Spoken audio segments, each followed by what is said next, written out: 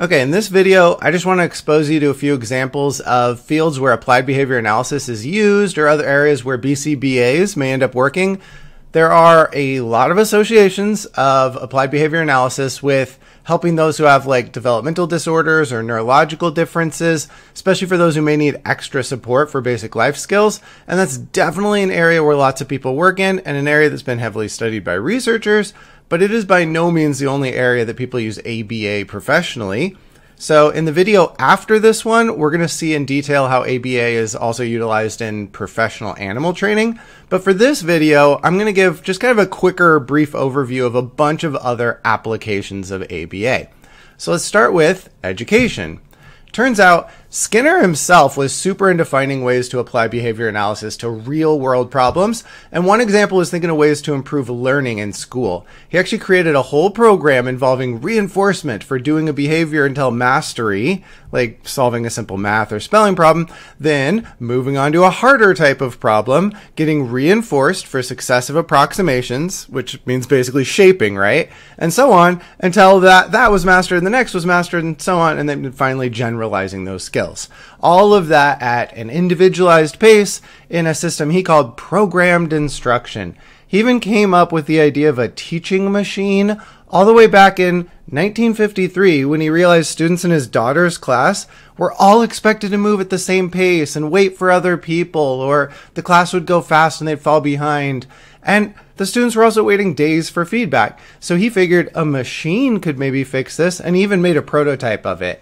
He ended up working with IBM at the time to develop this idea, and nowadays his ideas have influenced a lot of computer-based instruction and things like educational apps.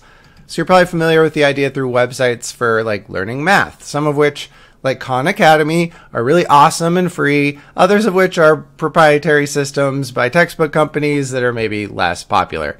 But at any rate, here's an old video I want to show you of Skinner's teaching machine as it talks about his attempts to sort of behavioralize learning and education. These young people are studying in a new way. Class in spelling, it might as well be arithmetic or algebra or grammar or in fact anything involving the use of words or symbols. Each student is using a teaching machine, a device which creates vastly improved conditions for effective study. What are teaching machines? How are they used? What can they teach? Who prepares the material they teach? And how does this material differ from textbooks, lectures, and educational television? What impact will machine teaching have on school organization? Some of these questions can be answered in at least a preliminary way.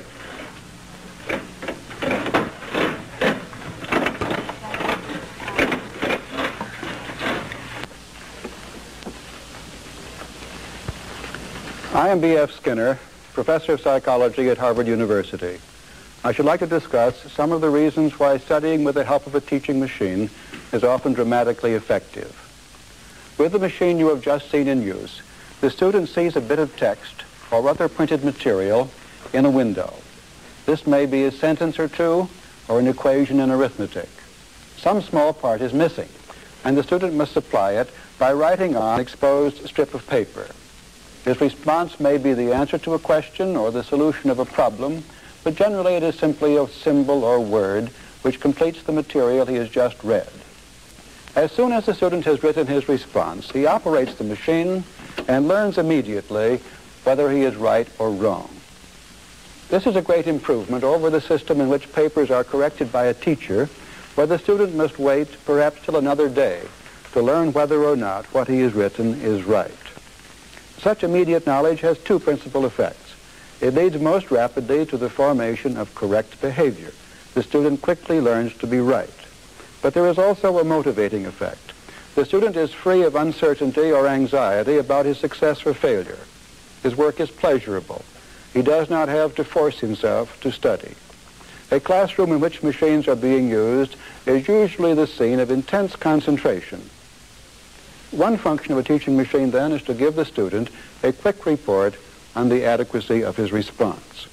This is important not only for efficient learning, It generates a high level of interest and enthusiasm. Another important advantage is that the student is free to move at his own pace. With techniques in which a whole class is forced to move forward together, the bright student wastes time, waiting for others to catch up. And the slow student, who may not be inferior in any other respect, is forced to go too fast.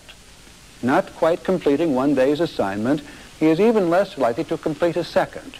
And he gets farther and farther behind, and often gives up altogether unless remedial steps are taken. A student who is learning by machine moves at the rate which is most effective for him. The fast student covers a course in a short time, but the slower student, by giving more time to the subject, can cover the same ground. Both learn the material thoroughly.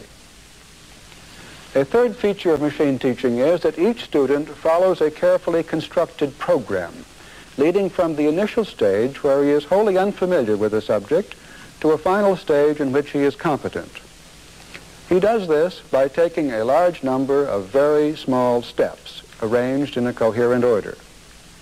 Each step is so small that he is almost certain to take it correctly. The material is designed to give the student as much help as possible. He is not in any sense being tested. Instead, helpful hints, suggestions, and prompts maximize the chances that he will be right. The fact that each step is very small is important. Even though it may not seem like much of an accomplishment, it is always progress in the right direction. Programs have been constructed in which, without any prior study, the average student is right 95% of the time. This result is partly due to the fact that the student only moves on when he has completely mastered all the preceding material. If he is absent, he does not miss any work because he takes up where he left off upon returning to the machine. A conservative estimate seems to be that with these machines, the average grade or high school student can cover about twice as much material with the same amount of time and effort as with traditional classroom techniques. There is no magic about this. A teaching machine is simply a convenient way of bringing the student into contact with the man who writes the program. It is the author of the program, not the machines, who teaches. He stands in the same position as a textbook writer, except that he is much closer to the student. He and the student are constantly interacting. This interaction can be mediated in different ways, of course, and each way means a different kind of teaching machine, each having special features and advantages. So classic Skinner, you can see he's already trying to bring his operant chamber, everything he's learned about pigeons and general learning principles across all species, and say, hey, maybe we can use those principles to kind of create our own little operant box, not to put the students in, but to put in front of the students to help them learn. So this is a clever idea, and at the time, right, this is a long time ago, back in the 50s. But meanwhile, other people built on Skinner's attempts to sort of behaviorize education and schooling, which has led to a lot of formalized schooling programs that are still alive today and used a lot. There's Fred Keller's personalized system of instruction, or Ogden Lindsley's precision teaching, both of which are fundamentally behavior analytic. So PSI, for example, the personalized system of instruction, it's all about breaking material up into modules, which learners move through at their own pace before moving on, but require mastery before they can move forward. Generally, it involves a lot of repeated testing with immediate scoring and also tutoring built in where needed. No one has to wait for other students nor feel rushed by other students. The original motto is actually as fast as they can or as slow as they need. And then precision teaching, on the other hand, is a bit different. It doesn't actually prescribe what to teach or even how to teach it. It's a method of evaluating instructional tactics and curricula. So to tell how much learning has occurred under a given, way of teaching or under a given curricula, that you don't use the usual success metric of percentage correct. Rather, you're going to measure rate of free operant behavior, just meaning behavior where they're free to respond at their own pace. So you're looking for an increased rate of doing whatever it is you're trying to teach them to do, whether it's solving math problems or writing or whatever.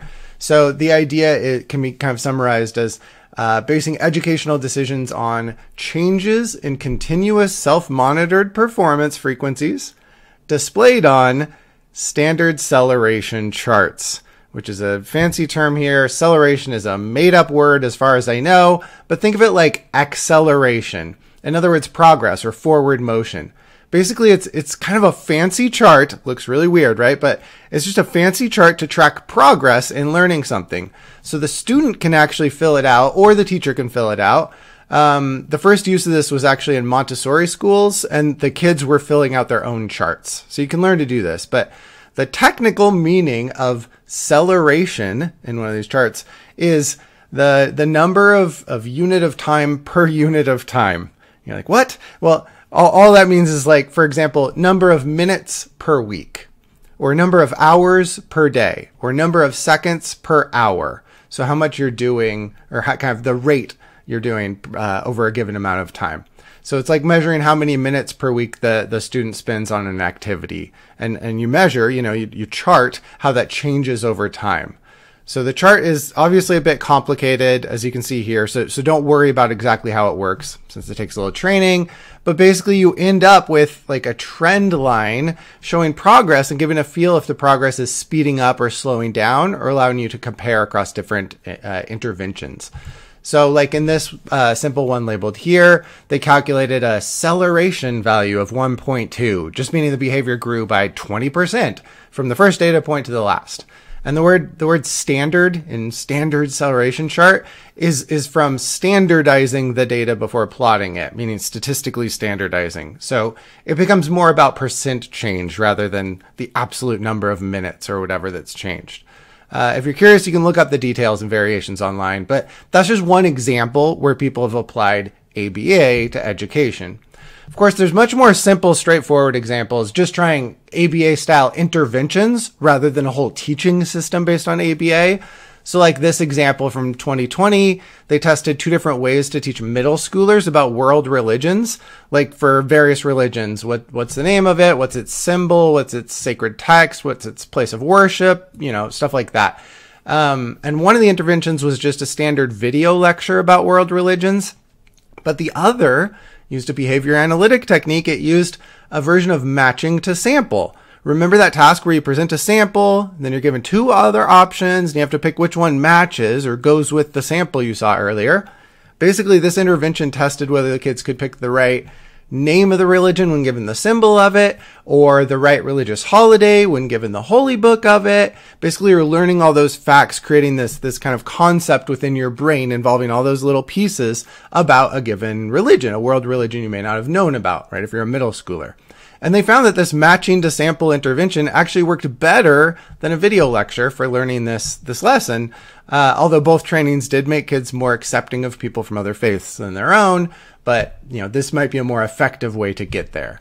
Or here's just an example from 2019. They looked at changing behavior, but of several students at a time. So this is through what's called group contingencies. So we've talked about contingencies, right? And that usually that's for training an individual person or an individual animal. A group contingency would be something like every student in the class has to meet criteria for any student to earn the reinforcer. Like no one gets a reward unless everyone succeeds. Or it might be like if enough total disruptions occur during a class period, then everyone loses out on recess, regardless of who it was doing the disruptions. So those are group contingencies. And in this particular study in 2019, they showed that these contingencies worked really well in 8th graders, and then they did a behavior analysis test to find the style that students prefer most among those. Or here's an example with preschoolers. They were just assigned to either a cooperative game or a competitive game as sort of the interventions they were looking at. And then they used a multiple baseline design, right? That's an ABA style design, but also added in some reversals, in fact. So that kind of layering on different types of designs here. They found that, in an intervention with preschoolers to have them play cooperative games, they ended up having fewer aggressive behaviors and more cooperative behaviors, even in other contexts like, free play or whatever.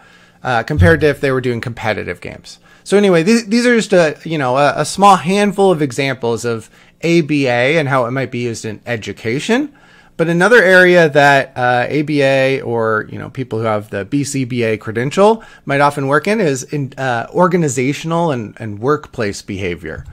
So there is in fact a specialty in applied behavior analysis called organizational behavior management, or OBM. You might think of this as ABA's kind of corner of industrial organizational psychology.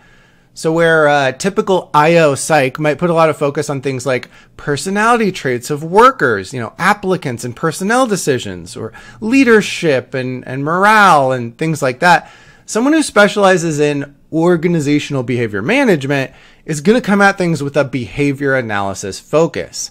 So really this field, this specialty emphasizes identifying and modifying environmental variables that will affect directly observable or verifiable employee performance. In other words, behaviors. So they do things like performance management, using antecedents and consequences to increase productive performance or decrease unproductive behaviors. They might use token systems for this, or lotteries, or goal setting, or feedback systems, stuff like that. Or they might do behavioral systems analysis, looking at how individual behaviors contribute to the overall system's functioning, the whole system level. Or they might focus on a specific area, like using behavior modification to improve safety behaviors in the workplace, like to ensure people don't screw up and get themselves killed or cause accidents or, things like that, or so people use personal protective equipment properly. So OBM has been around for a while. The Journal of Organizational Behavior Management was actually founded all the way back in 1977, and it's still going strong today. There are other journals in this area, and there are a number of graduate programs in OBM, where graduates often go on to do consulting in the private sector or to be, program managers in industry, stuff like that. And of course, some decide to go into academia and do research on the topic. So just for example, there's this highly cited review article back in 2014. They systematically looked at different applications of performance feedback to see what worked across different organizations, different situations. As you can kind of see here, if you glance at the abstract, they found that feedback doesn't uniformly improve performance. Feedback alone doesn't improve performance, but there are ways to do it, generally things like adding rewards, right? Reinforcements, and or goal setting procedures. Then feedback works better. And then they dove into some more specific effects. And, overall, they basically concluded feedback works best when it's related to functional differential reinforcement. The ABA stuff matters for making something like feedback actually successful in an organizational environment.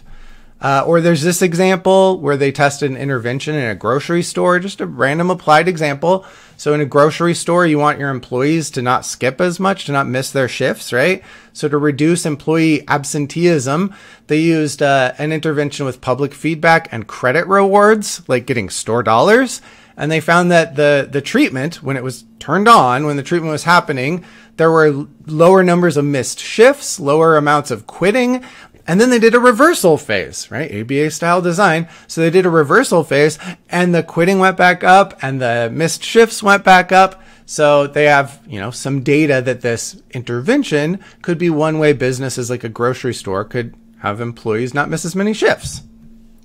There's also this example from the 2000s, kind of funny, but studying decades of Congress's bill passing behavior, right? Because Congress passing bills, that's a behavior, right? It's a group behavior, but the work schedule of Congress, it's kind of pretty similar to a fixed interval reinforcement schedule when you think about it.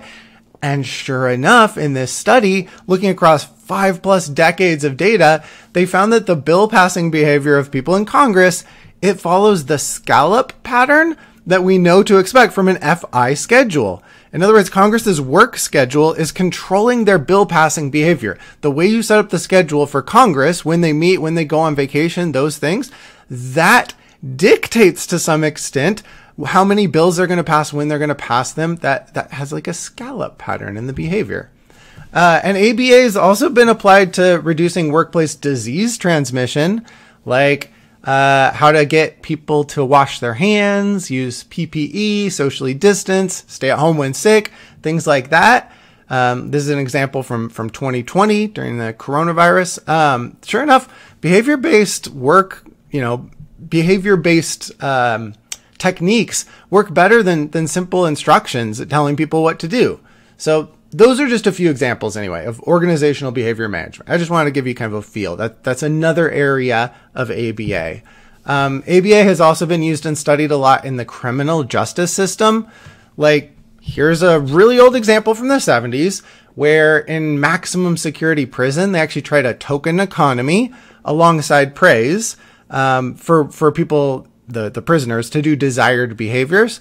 And then they compared that to conditions like praise with direct commands or praise with free non-contingent tokens, meaning that the tokens, the rewards, were just given out but disconnected from the prisoner's behavior. And they compared this using experimental ABA designs. And sure enough, the token economy version, where tokens were genuinely contingent on proper behavior, led to the most behavioral improvement in the prisoners. So this is like an example of applying these ideas and these research techniques to a real world area like criminal justice. In fact, there's been a lot of work overlapping ABA with criminal justice where they're trying to analyze like whether prison works at all as a punishment in our sense of the word punishment, right? Meaning something that genuinely decreases the unwanted behavior. And in fact, reviews of all the research that's been done, they don't really find much good solid evidence that prison works as a punishment in the technical sense. Like, that's a separate question from whether prison functions as a deterrent to others or whether prison is meant to just be retribution rather than to change someone's behavior. But I think at least some of us assume that part of the point of prison is to make the person less likely to do the criminal behavior later, right? Behavior change is part of the idea of prison. And on that count, we actually don't have any good evidence for this insanely huge and profit-driven system that affects millions of people. We don't have great evidence that it works as a punishment. So a lot of people in ABA are starting to collaborate more on how to use behavior analysis to actually decrease criminal behavior of people convicted of crimes, which may involve things like education programs in prison or therapy programs or other rehabilitative measures so that when people come out, we've actually decreased their probability of doing criminal behaviors in the future, decrease their probability of reoffending. In fact, ABA researchers have been calling for changes to the criminal justice system for a long time in order to concentrate on actual behavioral results rather than, intuitive gut feeling, we need to get retribution for people doing bad things. So, for example, back in 1991, a researcher named Ross was arguing for decriminalizing drunk driving, which sounds weird. You're like, drunk driving, that's really bad, right? And he's not saying that drunk driving should be allowed. He's saying it should be decriminalized, meaning he was saying that rather than using criminal prosecution, where you do conviction and you go through the usual justice system of approach and really, it's really slow, right? Going through the courts. Instead, drunk drivers should be punished kind of administratively in a more immediate, clear, and effective way. With certainty and swiftness, he says, which we know are important elements of effective punishment. So he's arguing how to make the punishment actually work to decrease the behavior. So he argued for things like immediate license suspension or immediate license revocation through a quick administrative system rather than jail terms based on the criminal standard of proof beyond a reasonable doubt, because successful conviction can take a really long time. And we know that when a punishment is really delayed, it makes the punishment much less effective. Indeed, even back then, he was able to point to evidence that negative punishment, like license suspension, actually decreases drunk driving behavior. And this intervention leads to fewer subsequent violations and crashes compared to the old typical programs.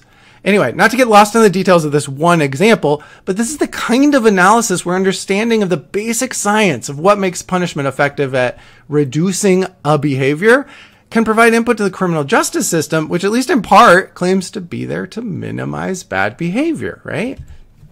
Other ABA studies have looked at factors that change people's speeding behavior, for example. So it's just like a safety intervention. But there was a study back in the 80s showing that police surveillance and ticketing is actually way, way less efficient at changing speeding behavior than simply putting up a sign that lists, the percentage of drivers not speeding during the preceding week and the best percentage so far.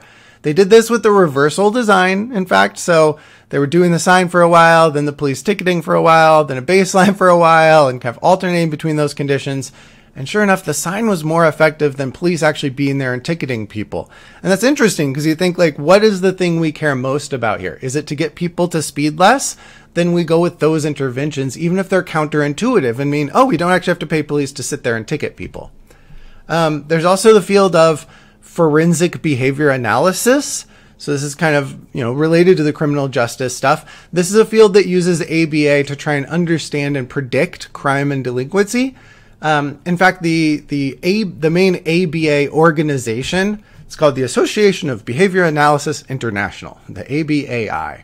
But this is just a big organization for applied behavior analysis. They have special interest groups, as you can see a bunch of them here. And they actually have a special interest group dedicated to this specialty, to forensic behavior analysis. And the APA, like the American Psychological Association, they run a related journal called the Journal of Behavior Analysis of Offender and Victim.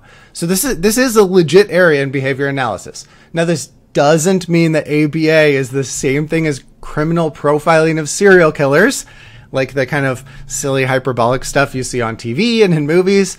Behavior analysis, even for people working at the FBI, is generally not profiling serial killers. It's generally looking at more systemic questions, using data to understand crime patterns or effective interventions or preventative measures. And even those working at something like the FBI's National Center for the Analysis of Violent Crime, they generally aren't agents, but civilian contractors working on the statistical analysis kind of stuff. But this is one area of forensic psychology, basically, that focuses on the behavioral side, the behavior analysis stuff, rather than what you might usually see more often in forensic psychology, things like interviewing child abuse victims, testifying in court, serving as an expert witness about errors of eyewitness memory, things like that. But there are very, very, very few people doing anything at all like the profiling of serial killers you see in entertainment media. That said, if you really want to connect ABA to serial killers, look no further than Ed Kemper. He was a serial killer locked up with another serial killer named Herbert Mullen. And Kemper was like quite articulate in interviews. He interviewed a lot after he was in jail. And he explained how in prison he trained Mullen using behavioral principles, like the ones we've learned about. As he says in the quote excerpt here, there's actually a lot more. He's talked about this stuff. But Mullen, the other serial killer, had a habit of like really pissing off the prisoners in the area. He would sing really loudly and bother people when someone tried to watch TV. So Kemper started training him. He started throwing water on him when he did the like loud singing and annoying people trying to watch TV. And he started giving peanuts as reinforcers when Mullen was quiet. And pretty soon, Mullen, the other serial killer guy, was asking Kemper for permission when he wanted to sing. Like, yikes. But like I said, most forensic behavior analysis is more at the level of trying to cut down on rates of, more day-to-day crime. Just for some examples, going back kind of basic research in this area, back in like 95, David Myers, who has like 50 editions of Intro to Psychology textbooks under his belt. In this study, he looked at intimate partner violence from an ABA perspective. And then other people, like at the bottom here, built off of that around the same time to use ABA to focus on like prevention more than treatment so that we can avoid intimate partner violence in the first place. And there's been a lot of work in that area. So even today, lots of people in ABA are working on this, looking at things like functional analyses of behavior, figuring out why the behavior happens. What's the function of the behavior so we can understand and prevent things like intimate partner violence.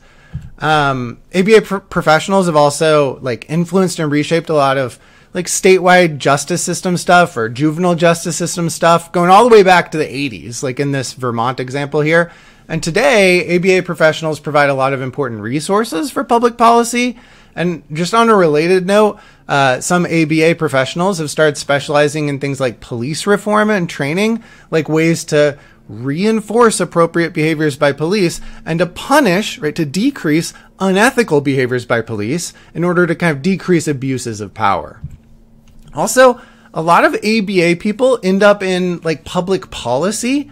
For example, they might work on more systemic big picture issues like climate change, how to change people's behavior around actually, things that will affect climate change, or systemic stuff like racism to better understand how to change behaviors related to that. So there's a lot of work at these larger public policy levels where ABA comes into play. Others end up at the intersection of ABA with behavioral economics. So like sometimes public policy or even just company policy, but aimed at like nudging people towards smarter or healthier or just better behaviors through subtle alterations in the cues and the contingencies of the environment. So sometimes you'll hear this talked about as choice architecture, being like deliberate about the way options are presented to people so that they're more likely to make wise choices, like saving for retirement or buying healthier food or exercising or whatever. Sometimes this means changing the default option for a behavioral choice, like defaulting workers into saving some percent of their income in a retirement account, but maybe you still give them the freedom to opt out of that, or default into being an organ donor, but give them the freedom to opt out. Other times it means figuring out, what message on a little card in a hotel bathroom is more likely to actually make customers pass up their daily towel changes that waste a ton of water, right? Where it turns out that social comparison messages about what other patrons are doing, those are the most effective nudge to get people to do this kind of sustainability behavior. The idea has actually been applied at a larger level, though. So just for example, the Obama administration, they actually put together a social and behavioral science team, was sometimes called the nudge team, to work across different federal agencies to include behavioral psychology in their policymaking process. So in 2015, they first reported on some initial small kind of proof of concept nudge projects. For example, the Department of Education had noticed about 20 to 30% of high schoolers that are accepted into college don't end up enrolling. And the Department of Ed did this little nudge project, and they found that text message reminders, that's the small thing, just text message reminders about required tasks like filling out forms or whatever, that got around 10% higher enrollment. Or there was another nudge project they did where they got service members, so military members, to participate in retirement plans. How'd they do it? Just by sending reminders and prompting their choices. So simple little nudges got them to save more for retirement. Likewise, reminder emails reduced student loan delinquency somewhat. There was another project found that companies working as vendors for the federal government, they were more honest in their self-reported sales and less likely to lowball or dodge the fees that they owe the government if the top of the self-report form has a little prompt asking them to promise they're submitting accurate information. That's the nudge. That's it. Just a little prompt at the top saying, please promise you're submitting accurate information. Even though technically there's no penalty for lying, but that was enough to make these contractors who are working, vendors working for the government as contractors, they were more honest and they actually reported things correctly and paid their fees more. But a couple of nudge attempts that they tried didn't work. So like some doctors really overprescribe medication relative to their peers. So the doctors who were told that they prescribed far more medication than their peers, they didn't end up prescribing fewer medications just by being told that social comparison. So I think out of like 15 projects tried by the social and behavioral science team, I think 13 of those 15 worked in some way. Of course, people are nudging all the time in a field like, advertising and marketing. So just for example, big tech companies, they are constantly running what's called A/B testing, which is just a way of saying they randomize like half of their website visitors to version A and half to version B, just for some small difference in the site design, right? Or the way an advertisement shows up. And then they measure that. They sometimes across a sample size of tens of thousands of visitors, right? They measure that. They measure which version leads to the most sales or to the most time spent on the site or to the most engagement of whatever form they're looking to maximize. Or they even use multivariate testing, which is the same idea, right? It uses that idea, but can also look for interaction effects to find kind of the best combination of design choices to make to manipulate user behavior. And we're going to come back and talk in detail about technology and behavior in an upcoming video. But just realize there are a lot of ABA professionals using psychology principles to manipulate our behavior. You may think you spend the amount of time on social media that you do because it's what you chose to do or because you're weak-willed or something like that. You may think that you are ordering things on Amazon because it makes sense for what you need at the time. But in fact, some very, very large pockets have paid outrageously nice salaries to behavior experts who have done tons of proprietary research into just how to control your behavior to serve their purposes rather than your own. So behavior analysis, it tells us very clearly that our behaviors are affected by the antecedents, right? The stimulus control of discriminative stimuli that show up and set the occasion for our behaviors, and also by consequences, the reinforcements or punishments that show up after we do certain behaviors. We know very precisely how simple changes in things like a schedule of reinforcement can predictably cause someone to behave differently than they were going to before. Our behavior is influenced by the environmental contingencies, and people use that every day all around you. But of course, people have done this for decades before social media or smartphones, right? Likely centuries to just sell us products, right? They use nudges like scarcity framing is one where you imply something's low in stock even when it's not, or social proof framing, like advertising something is really popular or a bestseller or a bunch of other people are getting this, or using an anchoring framing by showing like the alleged original price next to the current quote unquote sale price. Likewise, all sorts of little sales tricks nudge our purchasing behavior, like familiar ones like charm pricing where something ends in 99 cents. You may think, oh, I don't fall for that, but people do. We know scientifically they do. Or less well-known ones like the decoy effect, where they present choices to you, but one is an illogical choice. And we know from studies that when we present a decoy choice, like among the three options where one doesn't even make sense, it does in fact sway people towards the more expensive one that they wouldn't make if you just gave them the two real choices. Or comparative pricing, where something expensive is framed as an upgrade, making it feel like less of a commitment than if you were making the purchase on its own. Or there's psychological tricks like bundling, or the order in which you show options priced makes a difference, or even whether a discount is shown in dollars or as a percentage. All of these things are known to influence purchasing behavior, meaning your purchasing behavior and my purchasing behavior. Sure enough, research shows that people who think they aren't susceptible to advertising still absolutely are, and we underestimate how much. It does affect us a lot, all of us. Now, plenty of ABA professionals use their knowledge for good, not just for profit. For example, the Association of Behavior Analysis International, right, that big organization for ABA, they have a group, a special interest group dedicated to health, sports, and fitness behaviors. And lots of research has applied ABA to stuff like youth sports or collegiate sports or elite sports, you name it. Ditto for health and nutrition interventions. Sometimes they'll be implemented through like local government agencies or nonprofits, sometimes through companies just to keep their employees healthier or keep insurance costs down, right? Sometimes just research, done by academics to better understand what works and what doesn't to create lasting behavioral change. So that's another area of applying ABA. And the same kind of thing for behavior analysts implementing like school and community programs to do things like if you want to prevent high-risk sexual behaviors or teen pregnancy, right? Or to minimize child tobacco use or reduce aggressive and antisocial behavior and things like that. So for example, a study in 1990, one of the ones here, tried different behavioral contingencies to get people who were diagnosed with an STI to reach out to their sexual partner, like contact tracing, right?